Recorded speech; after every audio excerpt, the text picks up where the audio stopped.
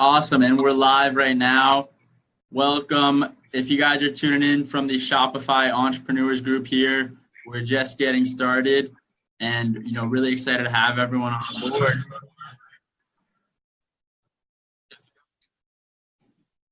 Yeah, hey Nathan.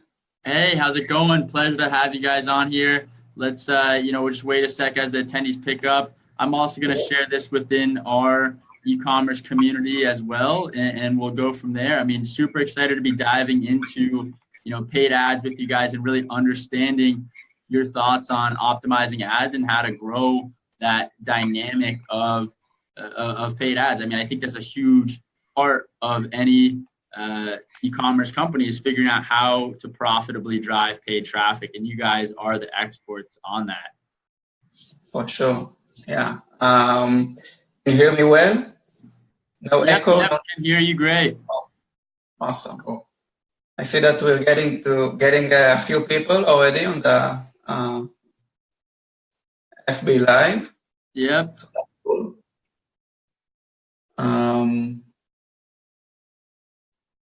Yeah, so let's talk about, let's just start, where are you guys based right now? And, I know you guys have very international backgrounds, and I'd be thrilled to learn more about how you guys even got into e-commerce and how you started Storeya. Sure. So my name is Eyal Reich, and I co-founded Storeya together with Yariv, who's also he's the CEO of Storeya and also my brother. Wow. So it's a family business here. It started as a family business. Yeah, and we are located in Tel Aviv, Israel.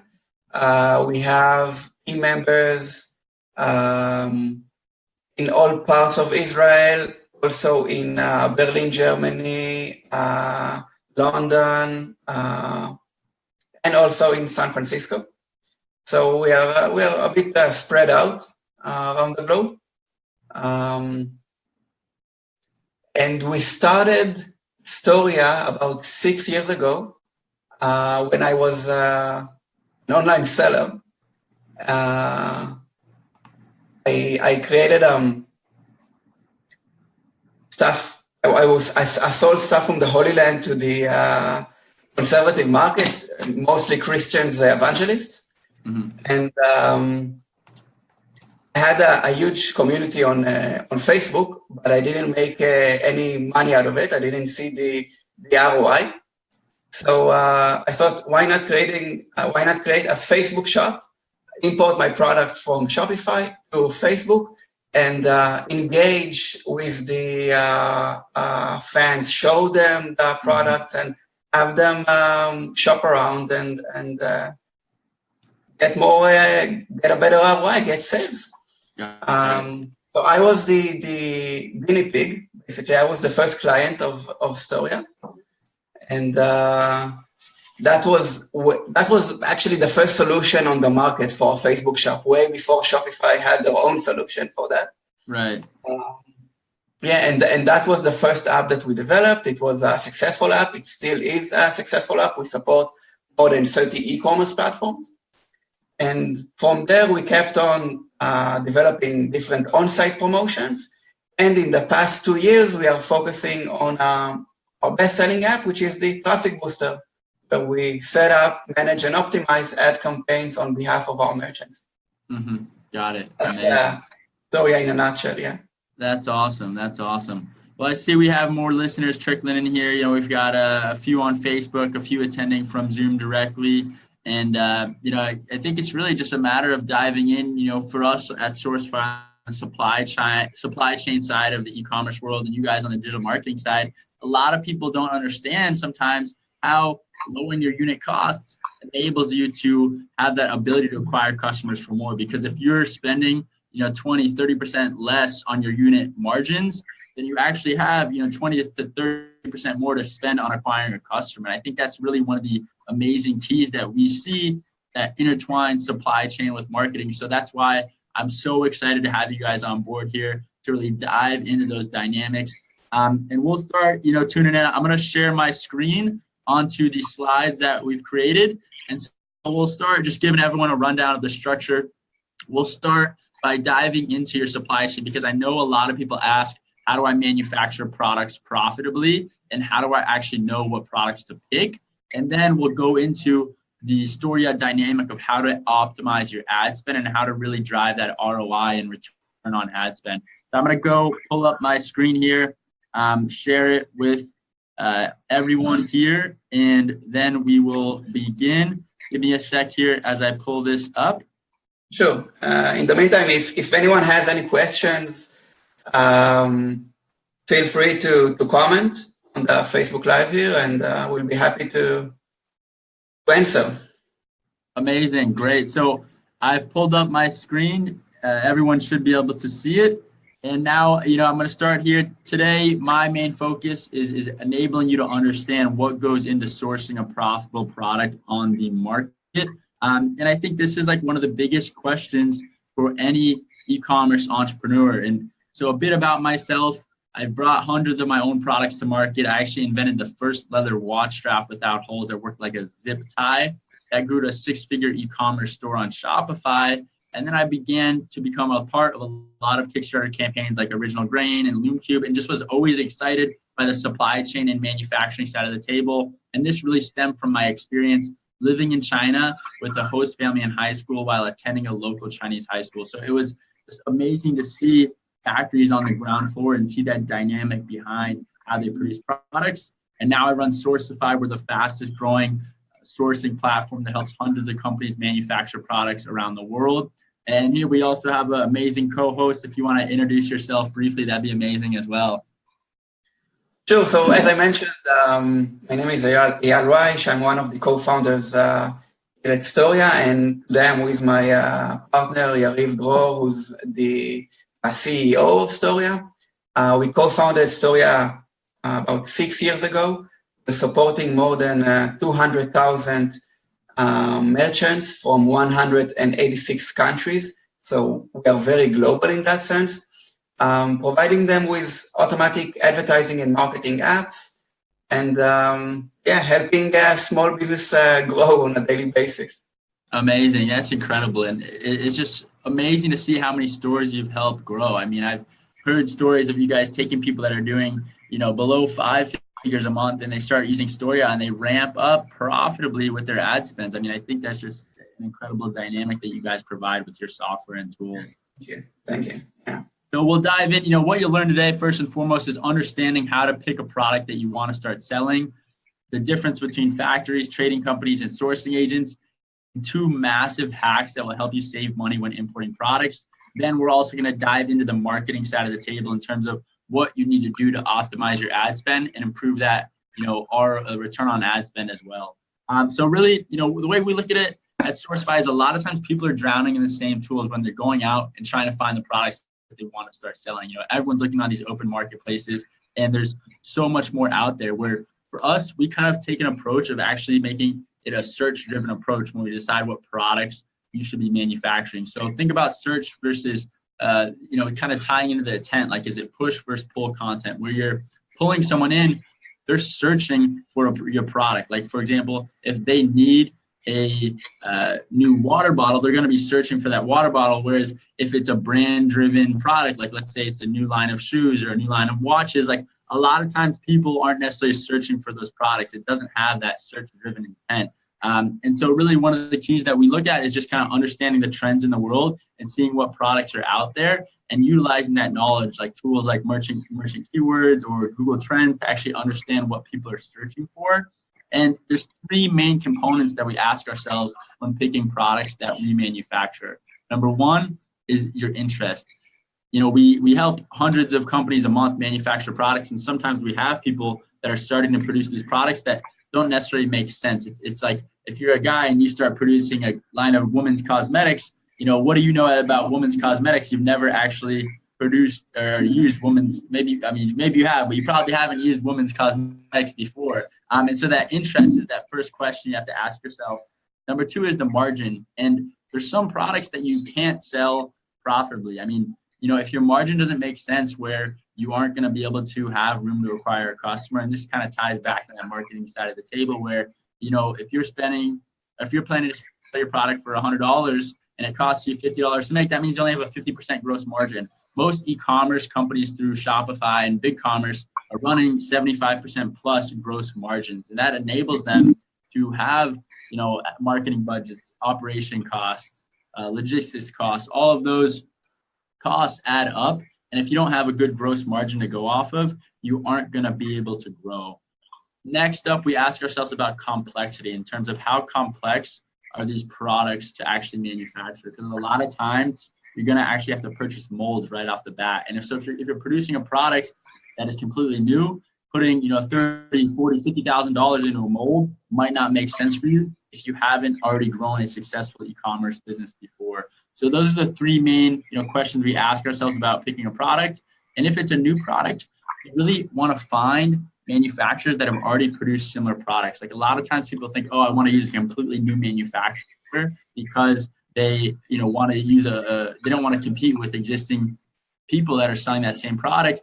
But those factories that are already producing similar products, they're the experts in those products. And I think one of the best ways to actually understand what you should improve upon in a product is by reading negative reviews on that product. And you can read reviews on Amazon, Shopify. I mean, look at these reviews, look at these 1-star reviews and see what people are complaining about. And by understanding what people are complaining about, you can then take that existing product and reiterate on that product.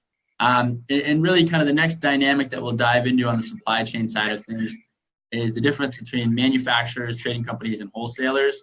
You know, a lot of people think they're all the same. And what a lot of people don't realize is if you're searching on Alibaba, about 70% of those companies are trading companies or wholesalers or agents, and so they aren't actual factories. Trading companies can be pretty clear, where a lot of times they'll have the word trade company in their name.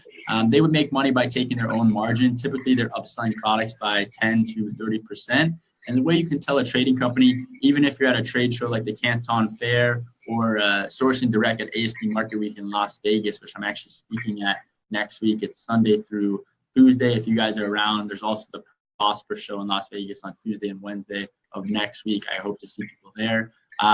But you know, if you go into these trade shows and these booths have products that are stemming from different raw materials, where they're selling, you know, they're claiming to produce sunglasses and shoes. Well, you know that those products stem from different raw materials, and so that company is most likely a trading company because they can't produce products across different raw materials. Trading companies typically have little customizations. The nice thing about them is a lot of times they have lower minimums, but at the end of the day, you know, for you, if something goes wrong in production, you're going to have harder access to the factory, which makes liability come into question. Because if your products, you know, have a high defect rate, if they don't meet your quality standards, liability is going to be in questions, and the trading company is going to be putting blame on the factory, whereas the trading company can also disappear. And so this is something that you really want to watch out for. There are some good trading companies out there, but I would say, you know, most of the time you're going to want to go factory direct.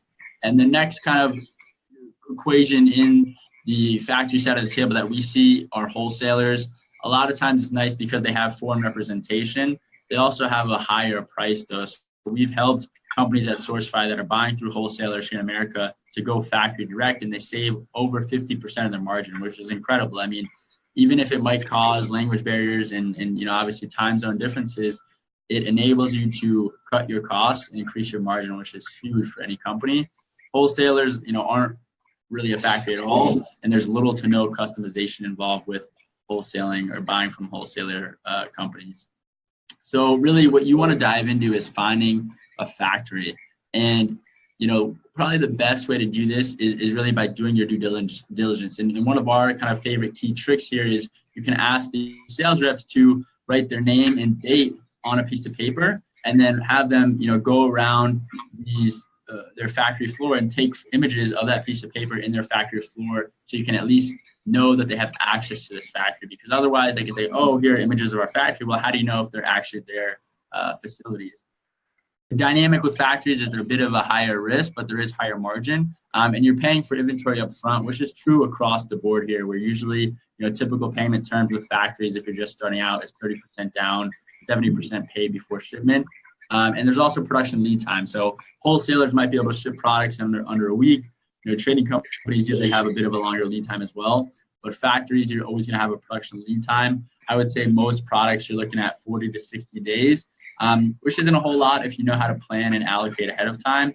The beauty of working with a factory here is you have custom products where you can manufacture anything that you want, and I think that's the key here, where you can have that customization and you have that trust because you know you're going directly to a factory.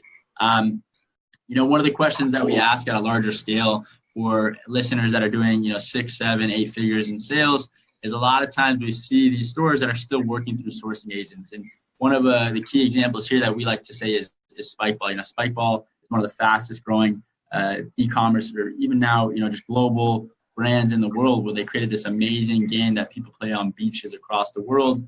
And they have a lifetime warranty on their products. And so when you put a lifetime warranty on your product, you're going to have to understand that quality is a key, because if your products are breaking, you're obviously going to have to send people new products. And so for them, they focused a lot on the actual plastic that they were using, and they were working with sourcing agents that had a more of a broader perspective. And so they had to hone down on actual people that understand that specific plastic that is stronger and has a higher quality. And there's also culture connotations with sourcing agents that you want to watch out for, where sourcing agents can sometimes get paid under the table by these factories. And there's this whole dynamic that you see in that world where it's not clear cut going through an agent. So we usually recommend staying away from agents. Another neat way to cut costs is to understand your component costs. And what a lot of people don't realize is, though, even they might be dealing with factories, a lot of times it's the assembly factory. So if you're producing watches, that watch factory is going to have the strap factory, the case factory, the movement factory. All of those pieces get made at smaller factories and are put together at this assembly factory. And so each factory you work with typically has its own supply chain.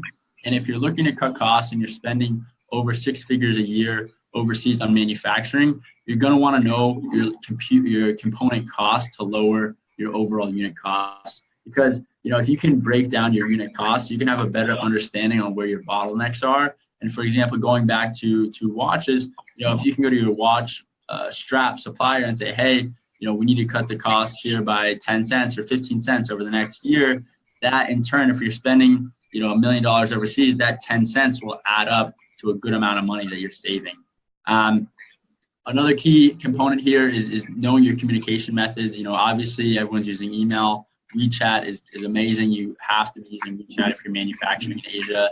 Skype and WhatsApp are okay. WhatsApp, has been having troubles being blocked by the Chinese government. And really at the end of the day, you want to keep it simple, to the point, straightforward. This is, English is a second language for a lot of these sales reps at these factories. And it's always important to know more than one employee, where if you're at a factory and starting a production run, know more than one employee, because something might happen to that employee and they might switch companies. And you want to basically be as tied into that factory as you can. And so, really kind of one of the key components here that we see and that we love doing is getting discounts when paying overseas factories. You used to be able to capitalize on the currency fluctuations between the dollar and the Chinese renminbi.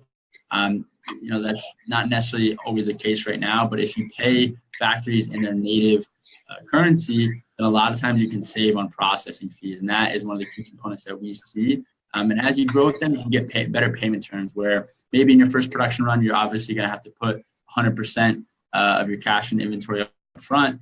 But as that grows, they'll give you, net 30, net 60 payment terms, because you'll build that trust and relationship with them. And really, the key components here that we see in one supply chain is the balance between price, quality, and lead time. Everyone wants to get a better price, everyone wants to improve their quality, and everyone wants to decrease their lead times. And so it's hard to focus on all three of these pillars. And so what we like to say is focus on one or two to start, and then figure out how that ties into the rest. So if you want to improve your lead time, your quality might fade. If you want to improve your price, your quality might fade. All of these three pillars are intertwined. So pick one or two that you really want to focus on and see how you can break that down and dive deep into that component and into that pillar. Another kind of neat aspect that we see a lot of people starting to do is getting their factories to ship directly to Amazon FBA. This is more for sellers on Amazon. So I'll just breeze over this briefly. But if you ship direct, it's amazing because you save money on offshore labor, which is great. Labor costs in America can be high, or if you're selling on Amazon in Europe, can be high.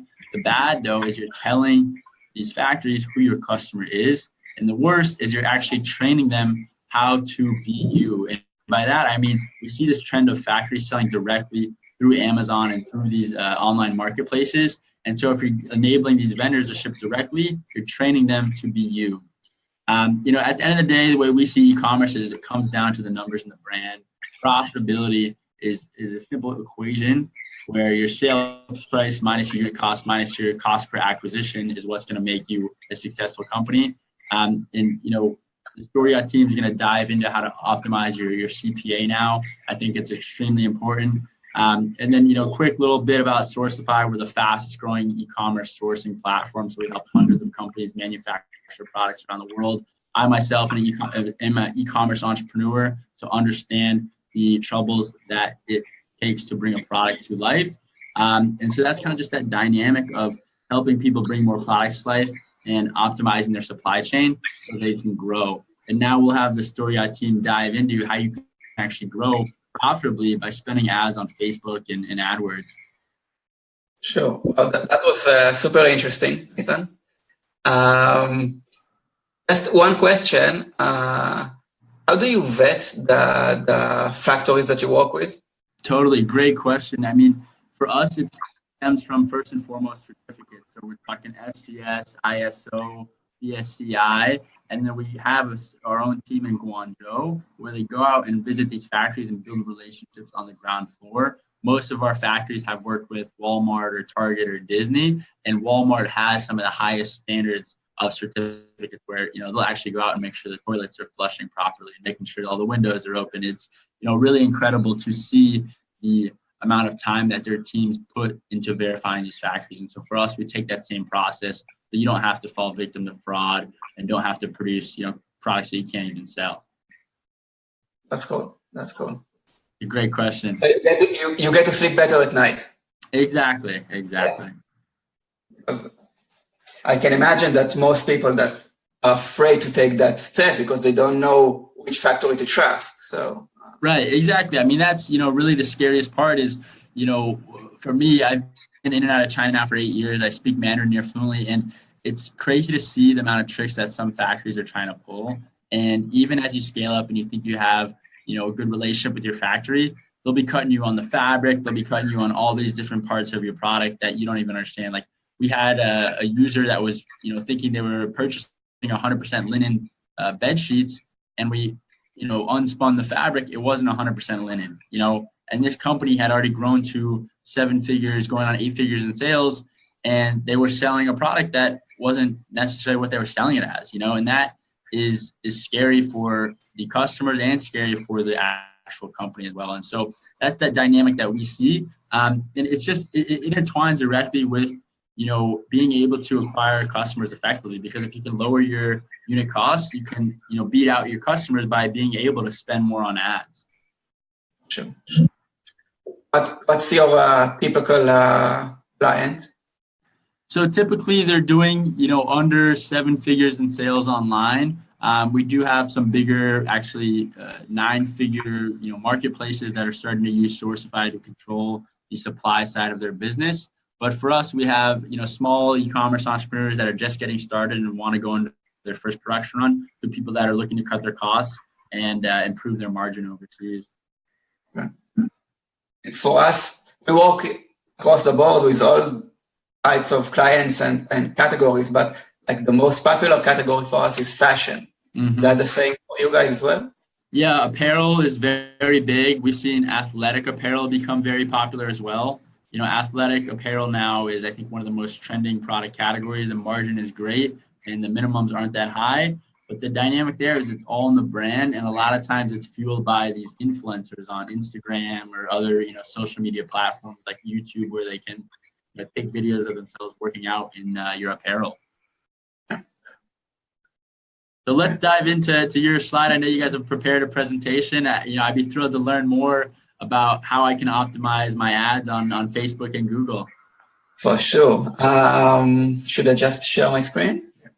1 second.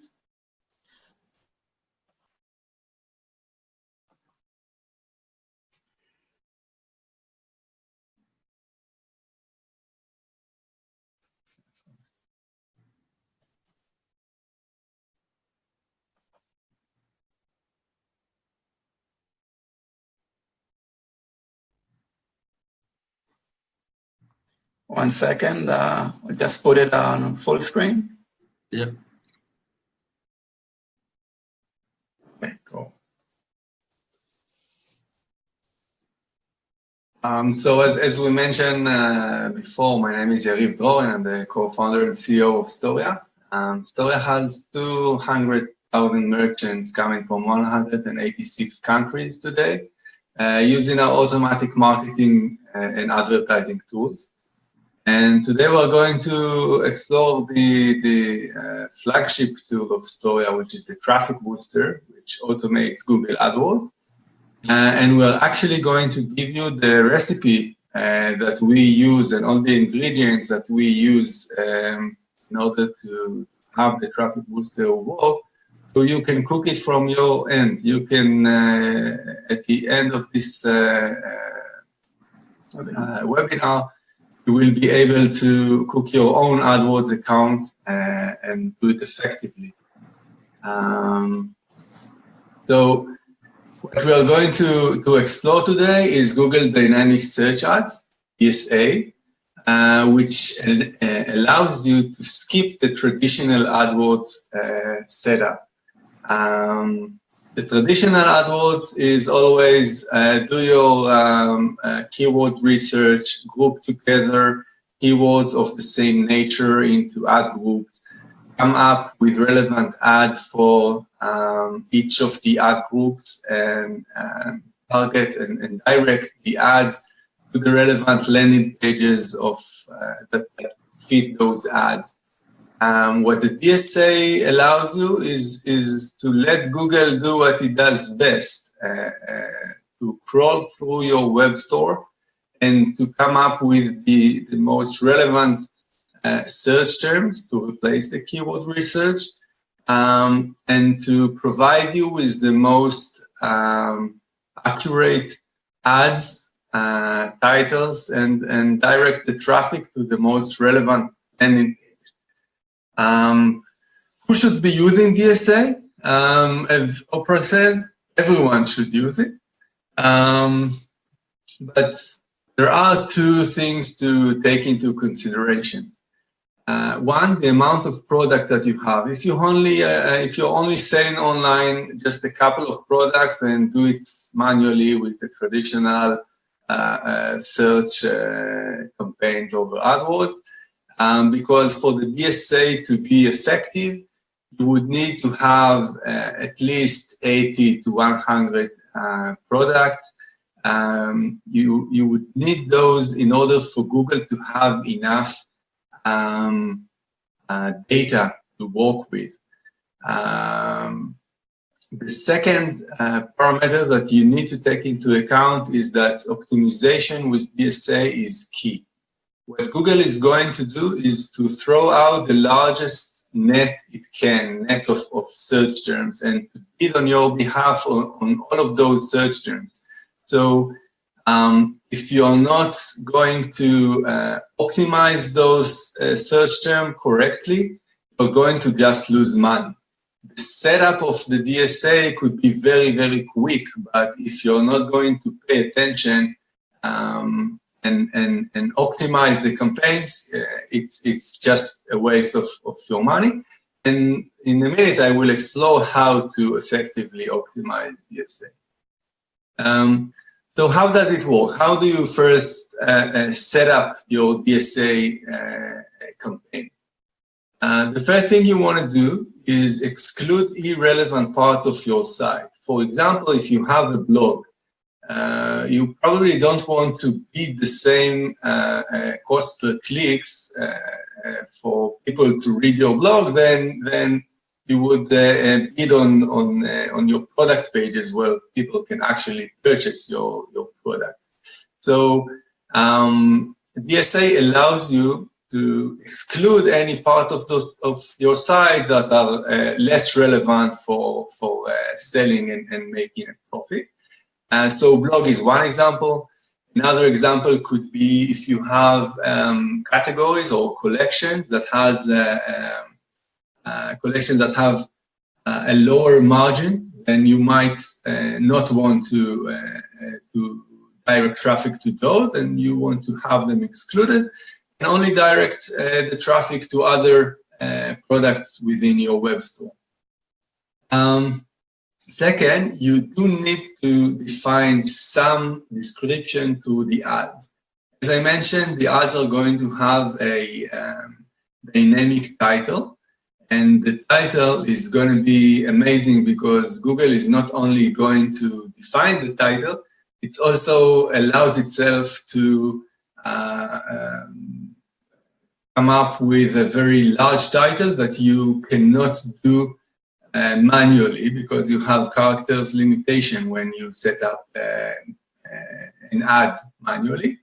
But when Google does it, it just forget about the title limitation. And so the ads of the DSA are always going to be getting a higher click-through rate. But you do need to come up with a generic description for the ads.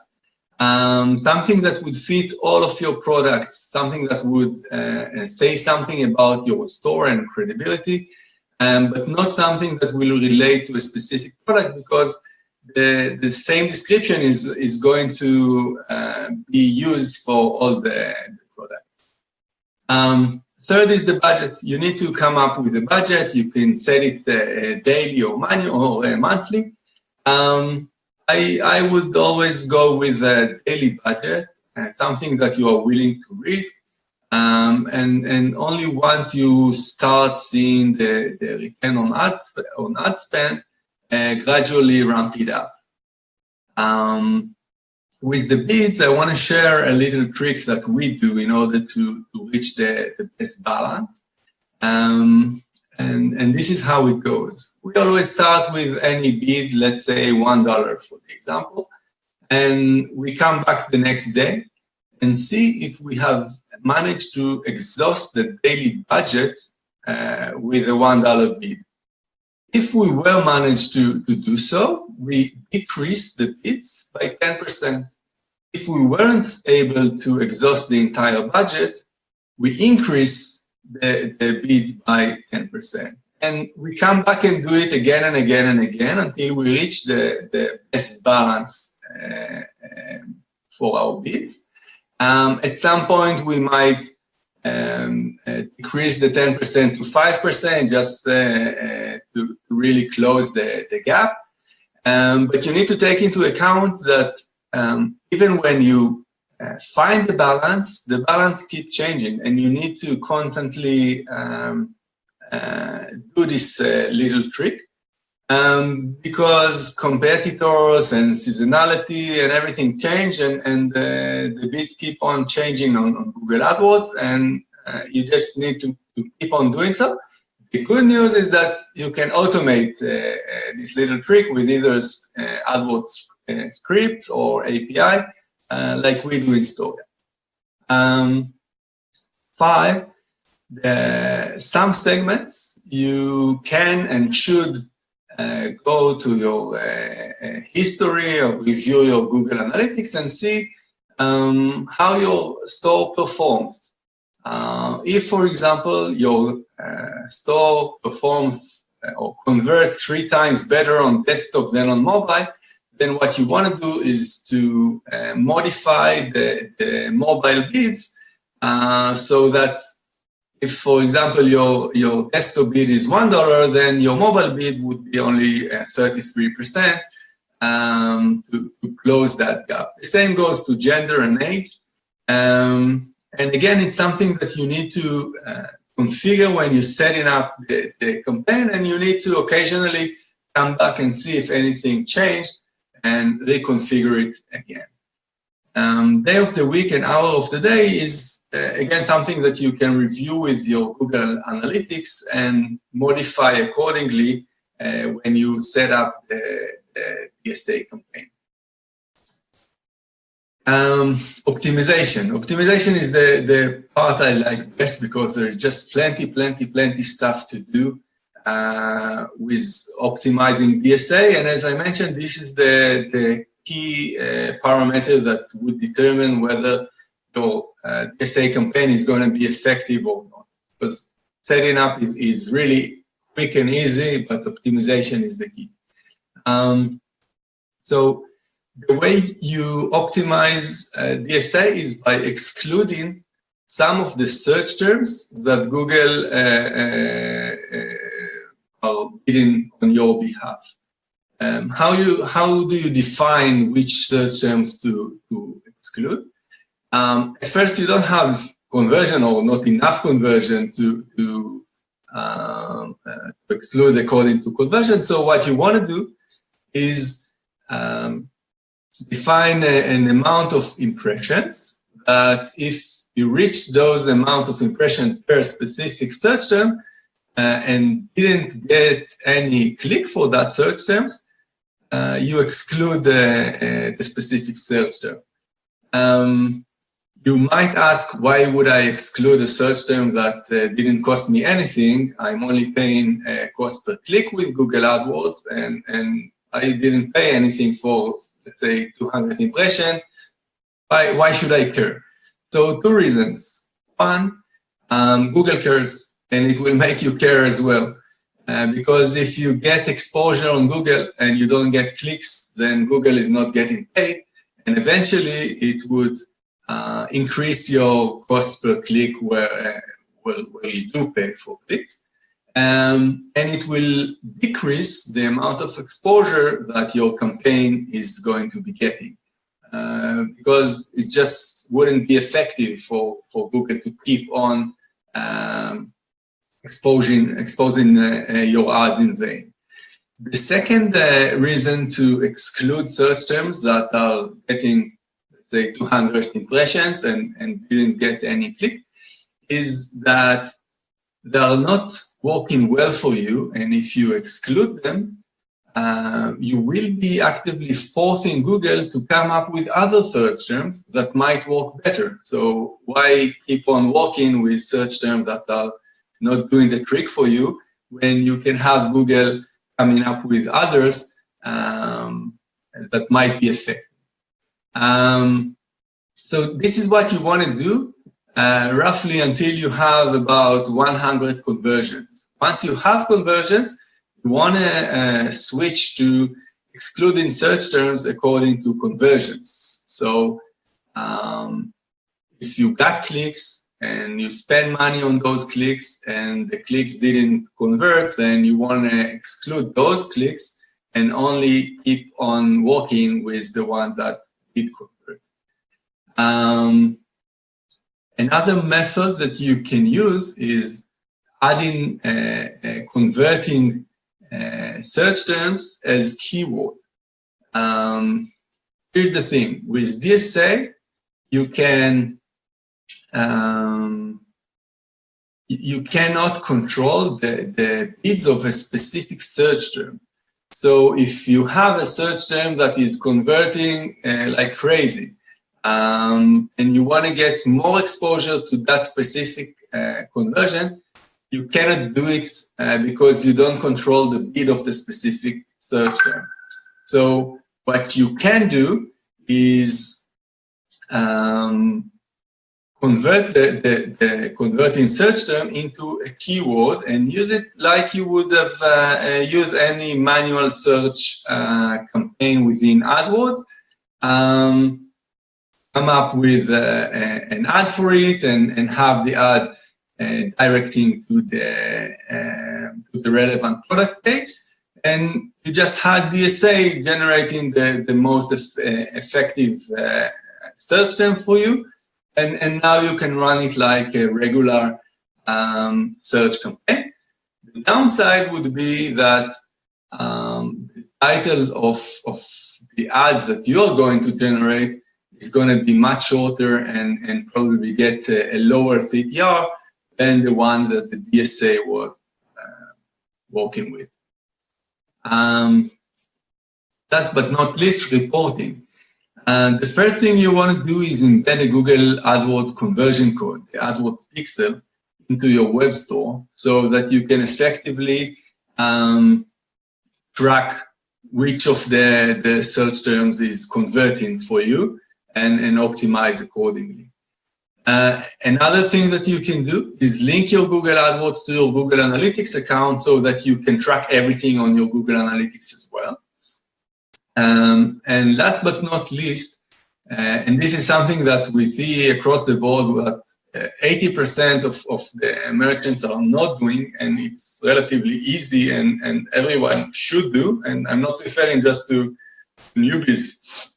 Just this week had a 7-figure store coming, and we looked at it on its Google Analytics, and we saw that all of the conversion were attributed to its PayPal, which is obviously not it's only the gateway service, it's not the source of traffic. So you can easily exclude your own domain and your own gateway services on Google Analytics so that they are not counted as a source of traffic over Google Analytics. So this was the recipe of how we automated DSA.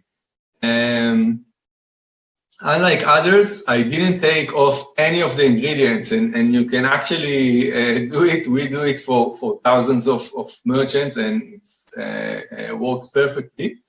The only thing is that we do it in real time because we have automated it all. So even myself, that I have already managed Google AdWords account for tens of millions of dollars, I cannot compete with the systems that does it in real time. So that's the advantage of the traffic booster. Another advantage is that we didn't do it just for DSA. We also did it for shopping, marketing, call ads, whatever the business requires. I'll be happy to take any questions at this point. Amazing. That was incredible. I mean, just diving into the dynamics behind Facebook ads and how to optimize it, I think is really incredible. What would you say? I see so many people looking to kind of spend, and they spread their budgets very thin across platforms. They're like, all right, I'm going to test $100 on AdWords, $100 on Facebook, $100 on Instagram. Is that a good approach, or should people put, all of their eggs in one basket and say, all right, this is going to be our channel that's going to, really help us grow? I would say that you obviously cannot spread too thin, but you want to be on at least Facebook and Google or Instagram and Google. It depends on the nature of your business, but I wouldn't put all the eggs in one basket, because what we see across the board is that many times the discovery is done on one platform, and then another platform is the one to actually convert the potential customer into a paid customer. So you want to be able to do it. And a lot of time the Facebook or the Instagram are making the discovery, but then we come with Google AdWords and close the sale. Both are important. So you cannot do it with, you cannot spread a very small budget too thin, but you need to be on at least two of the platforms. Got it. Makes sense. What do you think about when should someone be retargeting? Like, when should they start retargeting campaigns if they're just starting out? They can try from the very beginning, but because the return on ad spend with retargeting is always going to be the highest. But at the beginning, when you haven't yet marked the visitors because you didn't have too many of those, then it's just you're not going to get too much traffic with retargeting. So you can do it, but it needs to be on top of other discovery and growth campaigns and not independent. Got it. That's incredible. I think that makes a lot of sense. I mean, we see, retargeting being a core component of driving profitable ad campaigns, and I think that is probably pretty true across the board. What kind of, are there any new channels that are coming out or new, ad features that are coming out that excite you guys?